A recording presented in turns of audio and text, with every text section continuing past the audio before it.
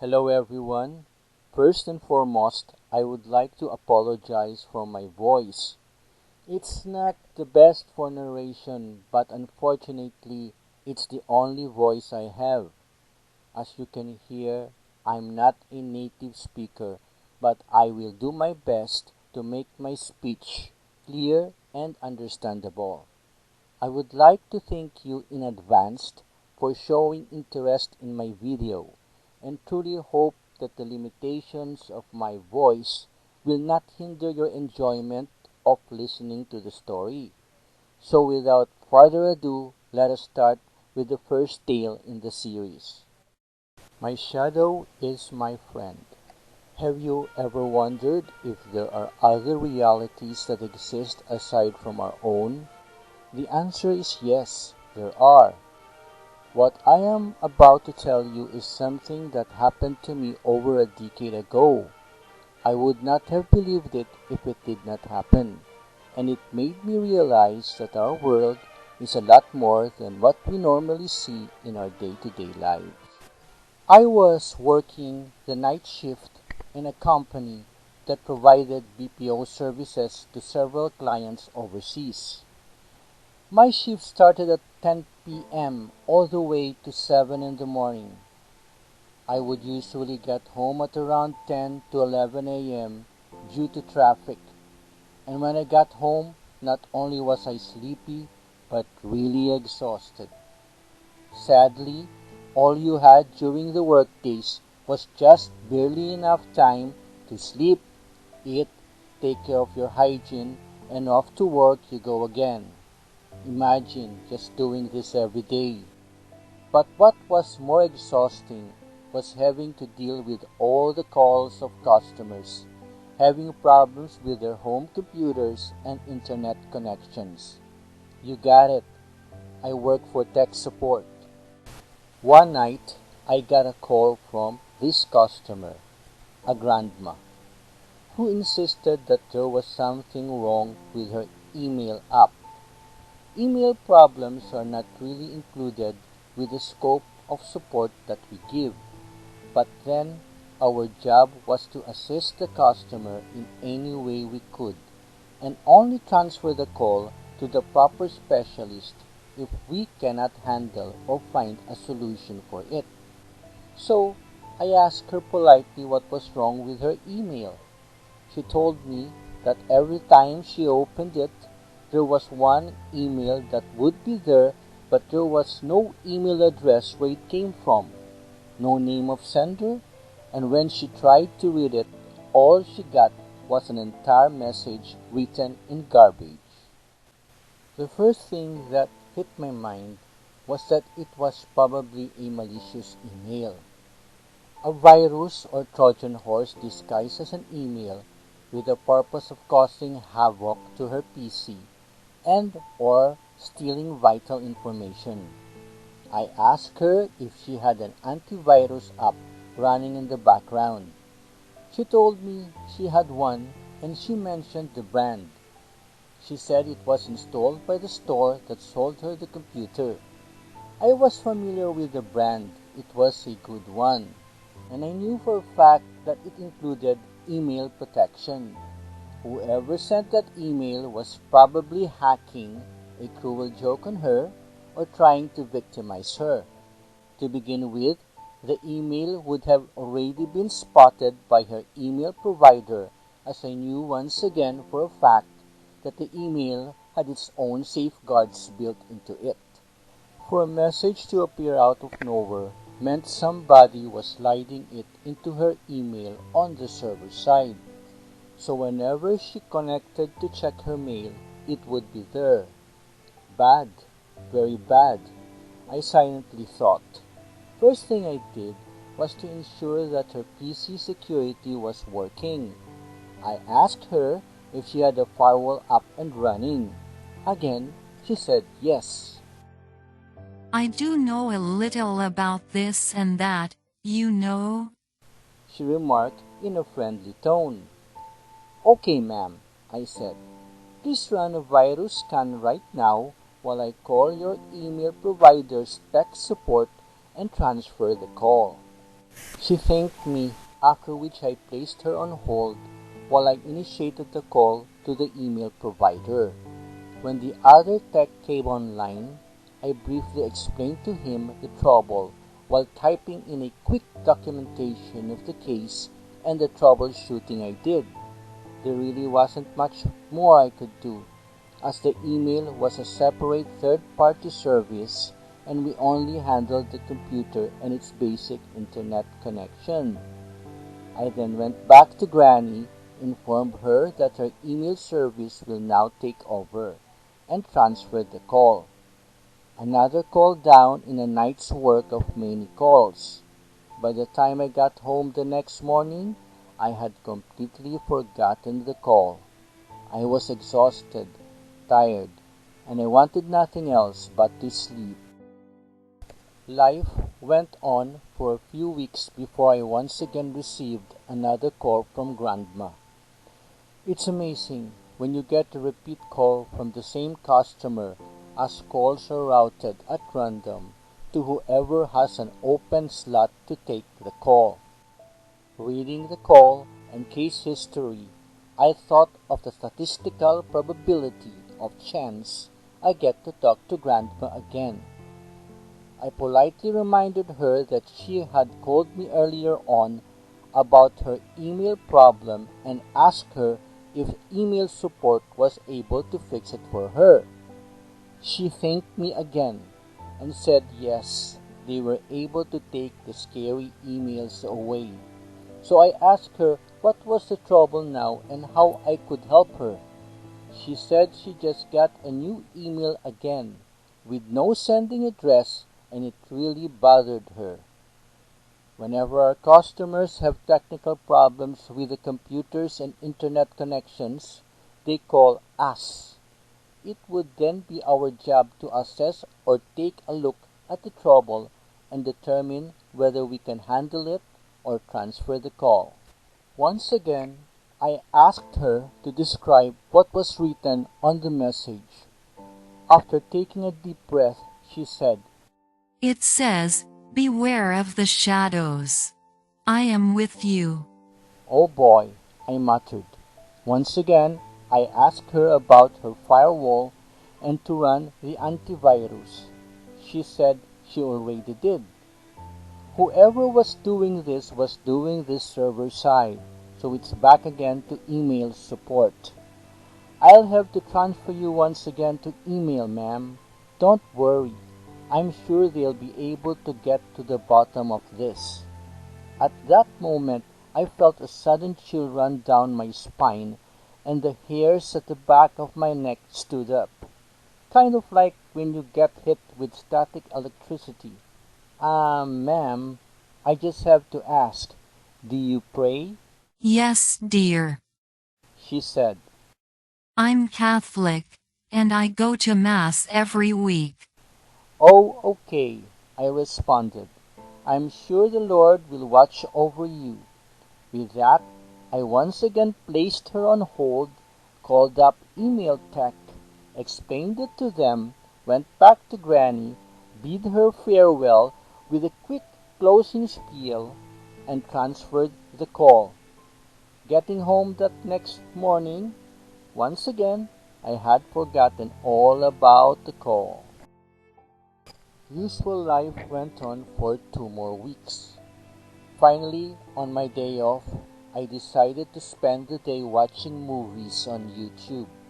What a great day to relax. So I started up my PC and turned the power to my router modem on. While the PC went through the connection sequence, I took a quick trip to the fridge, took out a bottle of soda, then grabbed a bag of chips from the Tupperware where I kept my stash. When I got back to the PC, I considered for a moment playing first-person shooters online. But no, I wanted to relax, not get my adrenaline fired up. So, the first thing I did was to check my email. I started with my work email. Nothing much there. Company announcements, a couple of group memos, and that was it.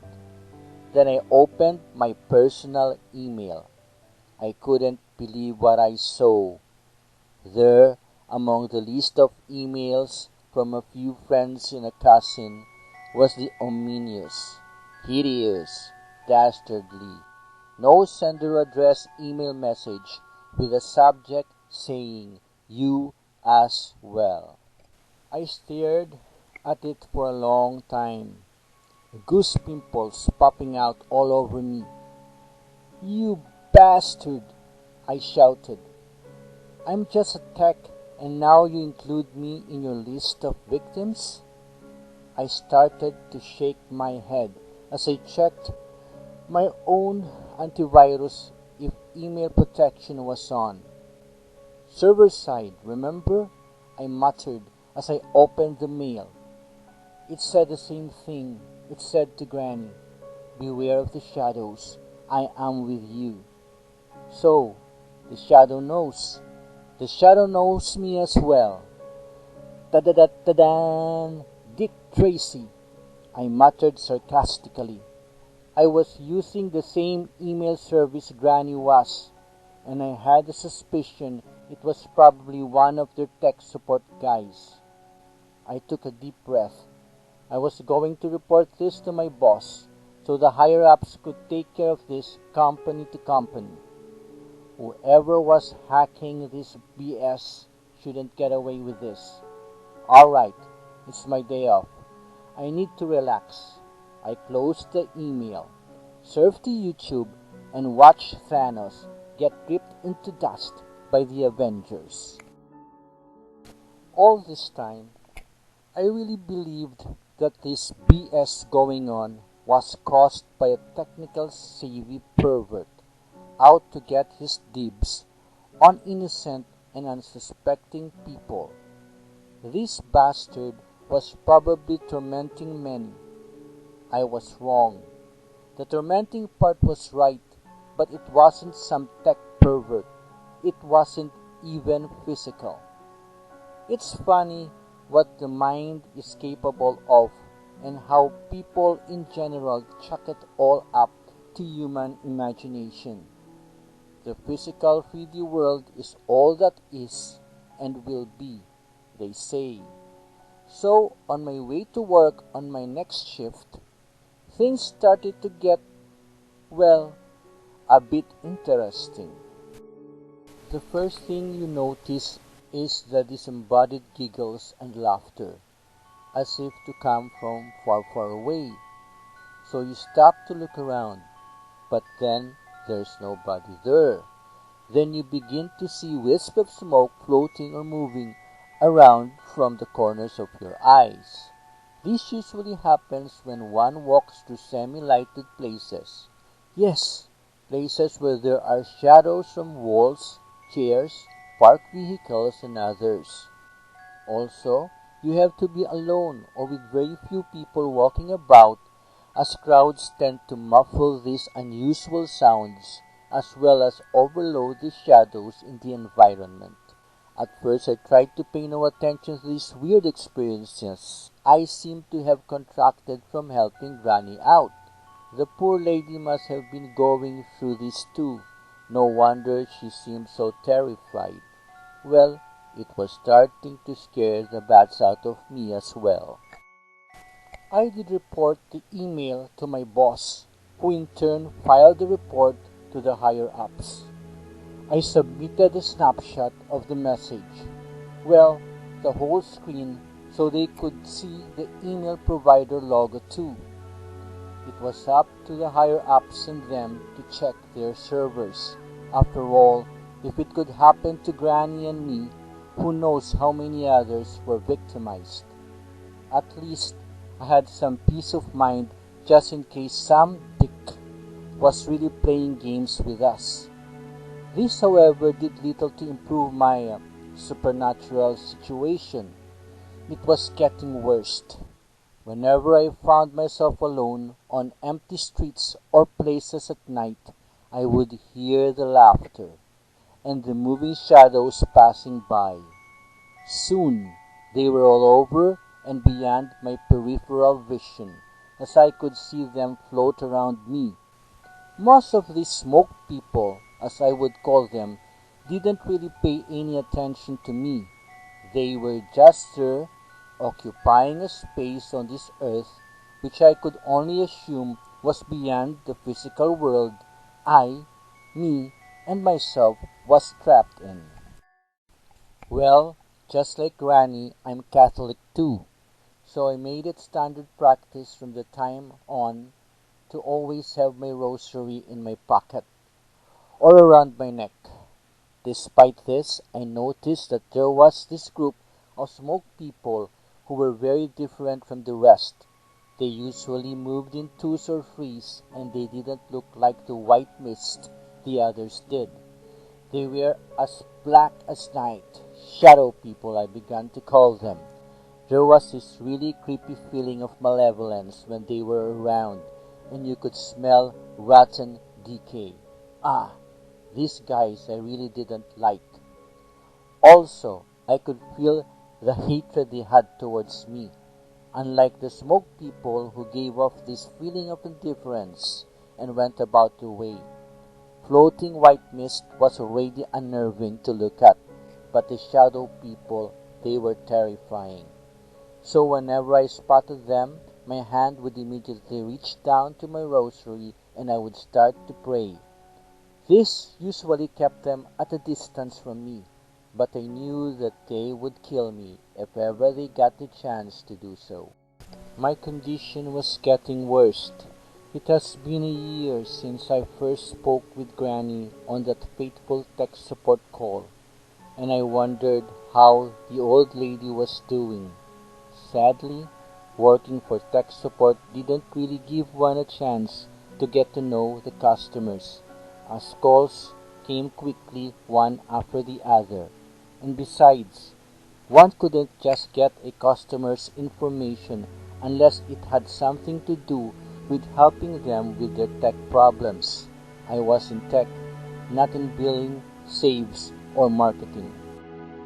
By now, I could see the smokies almost everywhere, even in crowded places. Though I didn't see them where I lived, I could feel them. Some taking some interest in me, some just passing through. They're mist, so physical 3D objects don't hinder their movements. So our world really has several levels of reality. But why could I see them? To this, I spent my time reading articles and watching videos on the paranormal, parallel worlds, metaphysics, quantum mechanics, and other related topics to at least find an answer to my situation. I even played with the thought of visiting Madame Aurora and pretend to get a tarot reading so I could ask her questions about this. But then, I didn't know any Madame Aurora I could go to. I may be joking around a bit, but that's because I got so used to this strange ability of mine and just accepted it as part of my life. That is until that fateful early morning 3 days before Christmas. We had a team sketch shift, and instead of 10 p.m. to 7 a.m., I had to come in at 6 p.m. and go home at 3 a.m. Once again, this was going to scramble my internal body clock. But what could I do? It was part of my job. I'm getting tired of this, I said to myself. So, that terrifying yet miraculous morning, I was on my way home, tired and exhausted. As I walked to the parking lot, I noticed a trio of shadow people a short distance away. I looked around and realized there were no smokies, just the three shadows and me. There was also nobody around as it was around 3 a.m. and everyone was hurrying to get home and others walked a different route. I smelled the intense stench and the growing hatred in the air. I started to pray, but the three kept on getting closer by the minute. I froze. They were suddenly around me. one in front, another at around the 8 o'clock position behind me, and the last at around 4 o'clock also behind me. The leader in front of me snarled. No voice, just a message with a demonic voice flowing through my mind. We've had enough of you and your irritating prayers. It's time you die. It said. I couldn't move. I couldn't even breathe. And little by little I began to choke. It felt like a heart attack with my chest burning in pain. I couldn't speak either, so I called out to God in my mind. God, please help me. What happened next was both terrifying and amazing. The light from the lamppost behind me was casting my own shadow at a 45-degree angle to the left of the shadow leader facing me. It's so wild to describe, but he separated from me and took the form of another shadow right beside the shadow leader. He grabbed the evil shadow and arm-locked it by the neck. The shadow leader exploded into what I could only describe as black dust. My shadow was fast. He then grabbed the evil shadow at 4 o'clock and practically shoved it at the other shadow at 8 o'clock. They both exploded into dust. By then, I was sitting on the ground with my mouth hanging open. I wanted to scream, but my voice wasn't there. Then my shadow faced me, and I heard a friendly voice in my head. Next time, be more careful. I got them by surprise. Ha ha. But let's not make a habit out of this. Answering him in my head, I asked, Who are you? I am your shadow. I am your friend. I really didn't feel a thing, but when I looked, my shadow was once again on the ground at around 45 degrees casted by the light. This time he was behind me as I was facing the 6 o'clock position. It took some time for me to gather my wits as I sat there dumbfounded for quite a while. I again saw a couple of shadow people in the distance, but this time around they stayed well clear. I guess they didn't want to risk a fight, for they knew I would and I could fight back, so help me God. I got home, took a snack, and went to bed, thanking all the saints and angels and my guardian shadow for watching over me. If you have reached this point, and before we come to the end of the story, I would like to take a few moments to ask sincerely if you could please subscribe to this channel. This will help me so much in giving me the opportunity to keep writing and recording more. Again, I'm so sorry about my voice, and I will keep on striving to make it better. Please help me grow my channel. Please subscribe. Thank you. Christmas Eve came, and I found myself at my tech support station once again. Even on Christmas, there will always be folks needing tech support. The call came at around 11:30 p.m. To my surprise, it was Granny. Hello again, I said. What seems to be the problem? I'm here to help. She recognized me right away, and I heard the smile in her voice. Oh, nothing. I just wanted to greet you Merry Christmas. And the nice lady I first talked to was so gracious. She said she would try to transfer my call to you. Oh, I said, touched by her greeting. Merry Christmas too. How are you? Hope you don't have problems with your email anymore. She chuckled. No, I already know who sent that email to me. She's a friend, you know. Hearing this, I couldn't help but ask, do you also see them? There was a quick pause. Then she said, Do you see them too? Yes, I said. I also got the email, Oh, she exclaimed. then, you have one too? Yes, ma'am, I said. My shadow is my friend.